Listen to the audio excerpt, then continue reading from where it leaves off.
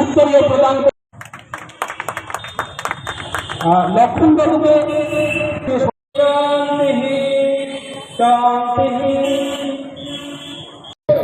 আমাদের এই সমাজ পরিবর্তনের লড়াইতে তারা যেন না অংশগ্রহণ করতে পারে,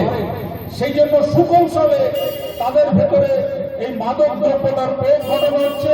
এবং মাদক দ্রব্যটা তাদের মধ্যে ছড়িয়ে দেওয়া হচ্ছে। তারই বিরোধিতা করে যে এই দুই ভাই লক্ষণ চক্রবর্তী এবং আনন্দ চক্রবর্তী, যারা দীর্ঘ যাত্রা আজকে শুরু করেছেন দক্ষিণ 24 পরগনা থেকে, এবং এর আগে এনারা বিভিন্ন জায়গায় তারা নজির সৃষ্টি করেছেন এই ধরনের প্রতিবাদ জানিয়ে, এই ধরনের মানুষের ভেতরে জাগরণ ঘটিয়ে যে মানুষ যাতে মাদক দ্রব্য থেকে দূরে থাকে,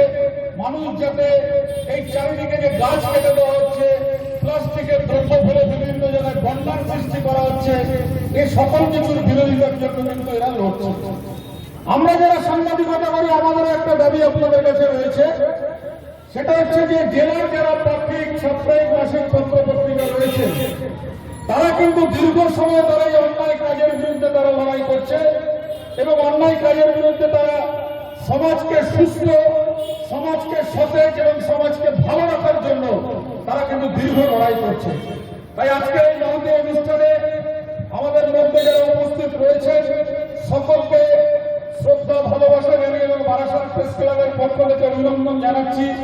যে আপনারা সবাই ব্যস্ততার মধ্যেও আজকের এমন একটা গুরুত্বপূর্ণ দিনে এবং এই মাদক বিরোধী পদযাত্রা যেটা এবং সাইকেল করে যারা দক্ষিণ 24 পরগনা থেকে যদি দুই ভাই এসে আমাদের এই বারাসাতে তারা শেষ করলেন এবং আমরা তাদেরকে সম্বর্ধনা জানিয়ে আমাদের সংগঠনের পক্ষ থেকে বারাসাত প্রেস ক্লাব সাংবাদিকদের সম্পূর্ণ নিজস্ব সংগঠন হলেও বিভিন্ন সামাজিক কাজকর্মের মধ্যে কিন্তু তারা নিজেদেরকে যুক্ত রেখেছে। আপনাদের সকলকে অভিনন্দন জানাচ্ছি। অভিনন্দন জানিয়ে আমি আমাদের যে আজকের সঞ্চালক আনন্দ চক্রবর্তীকে মাইক্রোফোন তুলে দিচ্ছি। 61 বছরে পদার্পণ করেছি 6 এপ্রিল 2000 দুবার এসেছে। একটা হচ্ছে গাছ বাঁচাও, প্লাস্টিক বর্জন এবং জল অপচয়, এই উদ্দেশ্যে আমি নিউ দুবার এসেছি, পরপর 2 বছর।